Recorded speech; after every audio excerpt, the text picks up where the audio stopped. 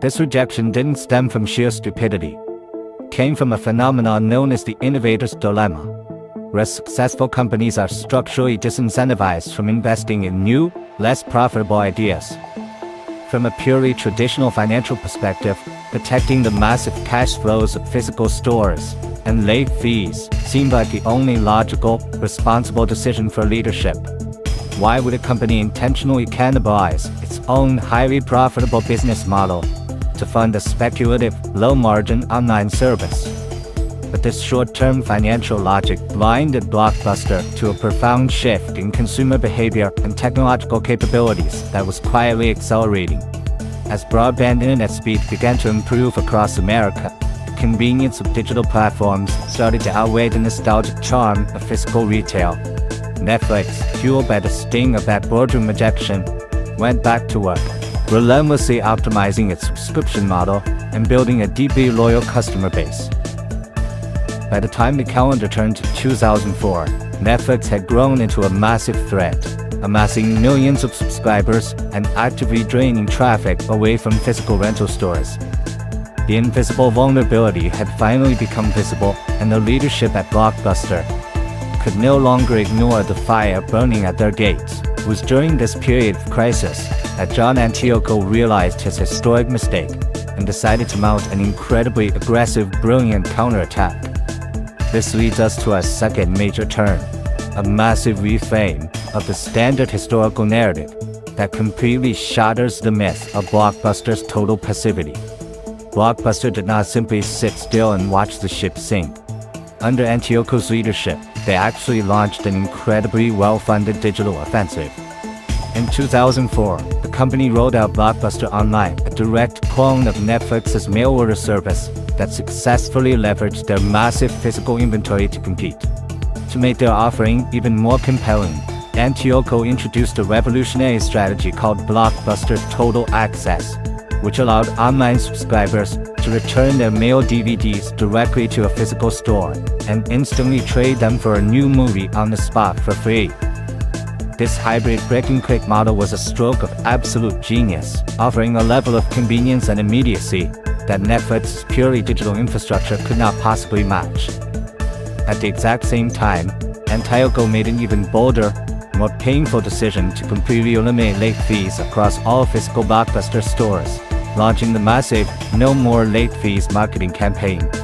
This was a direct, structural strike aimed at neutralizing Netflix's primary competitive advantage and repairing Blockbuster's damaged relationship with the American consumer. Strategy worked incredibly well, and within a matter of months, Blockbuster Online gained millions of subscribers, completely terrifying the executive leadership over at Netflix. Reed Hastings would later admit in interviews that during this period, Blockbuster was executing so well that they were actively pushing Netflix into a position of extreme financial distress. Blockbuster was successfully leveraging its massive scale, brand recognition, and physical footprint to reclaim control of the market it had created. But this aggressive pivot came at an extraordinary short-term cost, requiring hundreds of millions of dollars in capital investment and wiping out the company's highly profitable late fee revenue stream in a single stroke. To pull this off, the company needed absolute strategic alignment, deep executive patience, and the willingness to endure short-term pain for long-term survival. Instead, Blockbuster was struck down by an internal parasite that proves fatal to so many legacy corporations: activist shareholder greed and boardroom infighting. A billionaire activist investor named Carl Icahn had acquired a massive stake in Blockbuster and became deeply infuriated by the company's crashing short-term profit margins. Icahn failed to see the existential necessity of the digital pivot, viewing the massive investments in Blockbuster Online and the elimination of late fees as reckless, value-destroying moves.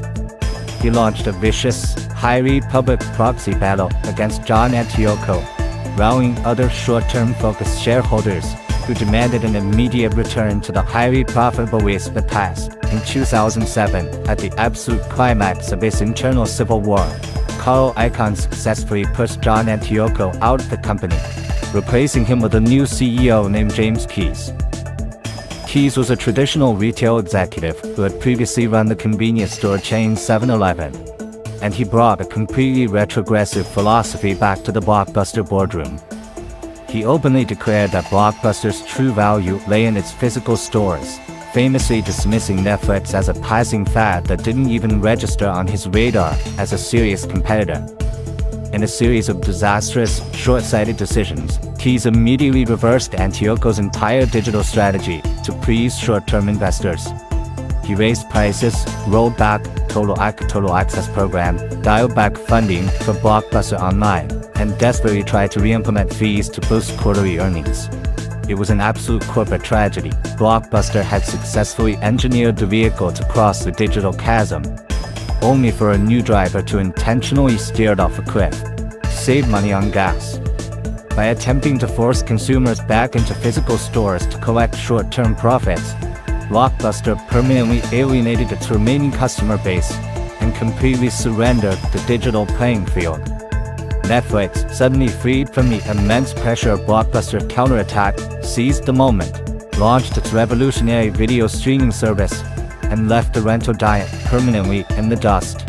The final years of Blockbuster were a slow, agonizing descent into financial ruin, exacerbated by a massive mountain of legacy corporate debt and a complete inability to pivot a second time. When the global financial crisis struck in 2008, the company's fragile capital structure collapsed under its own weight, making bankruptcy completely inevitable. In September of 2010, Blockbuster officially filed for Chapter 11 bankruptcy protection, signaling the definitive end of an empire that had once defined global home entertainment. The thousands of iconic blue and yellow stores were systematically liquidated, their windows darkened, and their shelves emptied, leaving behind ghosts of commercial history in suburban strip malls across America. It is profoundly easy to look back at this story and attribute the entire collapse to a simple technological shift, a natural casualty of the unstoppable march of progress. But the true lesson of Blockbuster is that technological disruption rarely kills a dominant company all by itself. Rather, it exposes the pre-existing rot hidden within the company's internal incentives. Blockbuster was killed by its own structural inability to sacrifice its highly lucrative past to protect its highly uncertain future. The company chose the comfort of short-term, customer-hostile profits over the difficult, painful work of long-term customer satisfaction and business model evolution. This realization brings us to the ultimate, universal truth that extends far beyond the boundaries of corporate boardrooms and applies deeply to our individual lives. We all build our own personal versions of Blockbuster, systems, habits, and ways of operating that brought us immense success, comfort, and security in a specific chapter of our past. We become deeply attached to these old models because they worked, because they made us feel safe, and because they generated visible results for a long time. But the world around us is constantly shifting, silently changing the rules of the game while we sit comfortably inside our established routines. True growth and long-term survival require a rare, deeply uncomfortable willingness to intentionally disrupt ourselves before the world forces us to do so. It requires us to look honestly at our lives and ask whether we are clinging to outdated habits simply because they are familiar and profitable in the short term. We must find the courage to let go of the safe, established past to build a foundation for a highly uncertain, yet inevitably necessary future. If we refuse to evolve, if we choose complacency and attempt to protect our old models at all costs, the world will happily pass us by without a single regret. So, take a close look at the structures you are defending today, and ask yourself a quiet, honest question. Are you actively building the foundation for your future? Or are you desperately guarding a monument to a past that has already left the building? There was a time when Friday night in America had a specific, universal ritual. You would get into your car, drive down to a brightly lit store, wrapped in a massive blue and yellow sign, and step into a world of endless possibilities. The smell of popcorn hung heavy in the air as you walked through rows of plastic cases, searching for the one movie that would define your weekend. For more than 2 decades, Blockbuster wasn't just a business. It was a cultural anchor, At its peak, the company was an absolute titan, boasting over 9,000 stores globally, a multi-billion-dollar valuation, and a near monopoly on how the world consumed home entertainment. It seemed entirely unassailable, a permanent fixture of modern life that could never be erased. Yet, today, only a single lonely store remains standing in Bend, Oregon, operating more like a living museum than a retail business. The collapse of this corporate giant is often summarized in business schools as a simple, almost comedic cautionary tale about a dinosaur that got outpaced by a clever startup called Netflix. We are told that Blockbuster was simply too slow, too blind, and too arrogant to see the digital future until it was already too late. But the real story of what happened inside the boardroom of Blockbuster is far more complicated, far more tragic, and infinitely more educational than that surface-level myth. It wasn't a story of pure blindness. It was a story of a company that actually saw the future coming, built the tools to conquer it, and then willfully tore itself apart from the inside. To understand how a giant collapses, you first have to understand how it was built. And Blockbuster's foundations were laid on a brilliant but deeply volatile realization. In the mid-1980s, the home video market was chaotic, fragmented into thousands of tiny mom-and-pop video rental shops that had terrible selection, cramped aisles, and unreliable inventory.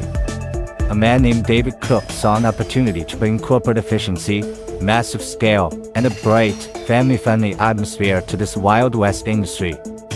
When the first Blockbuster opened in Dallas, Texas in 1985, it changed everything overnight by using a computerized inventory system to stock thousands of tapes per store.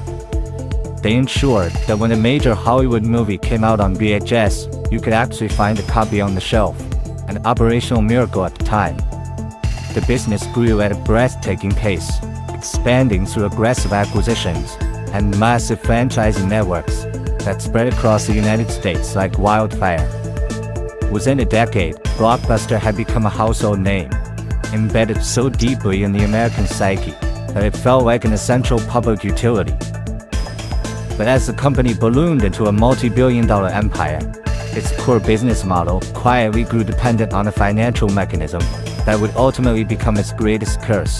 This mechanism was the infamous late fee, a penalty charged to customers who failed to rent their rented movies within the designated window.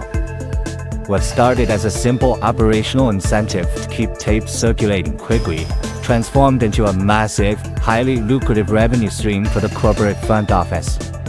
By the late 1990s, late fees had become an absolute goldmine, generating an astonishing $800 million annually, which accounted for nearly 16% of Blockbuster's total revenues. The company's financial health was no longer just about renting movies. It was fundamentally tied to human forgetfulness and consumer frustration. Internal corporate incentives were entirely aligned around maintaining this highly profitable fiction, creating an environment where the company made more money when its customers were unhappy. This is the exact moment when the seeds of destruction are always planted in a dominant business, hidden beneath the deceptive warmth of record-breaking profits. When a company's financial success becomes decoupled from true customer satisfaction, it creates an enormous invisible vulnerability that a competitor can easily exploit. Enter Reed Hastings, an entrepreneur who experienced the sting of Blockbuster's late fees firsthand when he was charged $40 for returning a copy of Apollo 13 past its due date. Fuming from the experience, Hastings realized that there had to be a better, more customer-centric way to provide home entertainment to families. In 1997, he co-founded a small, scrappy startup called Netflix, which utilized the newly invented DVD format to mail movies directly to consumers' homes. Crucially, Netflix pioneered a subscription model that completely eliminated late fees, allowing users to keep movies as long as they wanted without any penalty. At first, Blockbuster's executive leadership viewed this mail-order startup as nothing more than an insignificant, ultra-niche service catering to a tiny group of tech enthusiasts. They believed that the immediate gratification of walking into a physical store and walking out with a movie would always triumph over waiting days for a red envelope to arrive in the mail.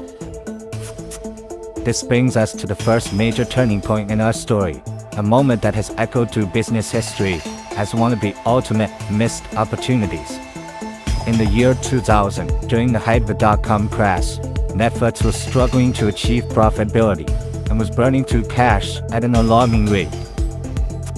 Reed Hastings and his team flew to Dallas to meet with Blockbuster's then CEO, John Antioco, offering to sell Netflix to the rental giant for a mere $50 million. The proposal was simple. Netflix would rebrand and run Blockbuster's online business, while Blockbuster would promote Netflix inside its massive network of physical stores. John Antioco, looking out at his empire of thousands of highly profitable brick-and-mortar locations, reportedly struggled to keep a straight face during the meeting. He viewed Netflix as a tiny, money-losing operation with an unproven business model, and he politely but firmly laughed them out of the room. To the executives in Dallas, $50 million seemed like an absurd price to pay for a company that was seemingly irrelevant to their multi-billion-dollar bottom line.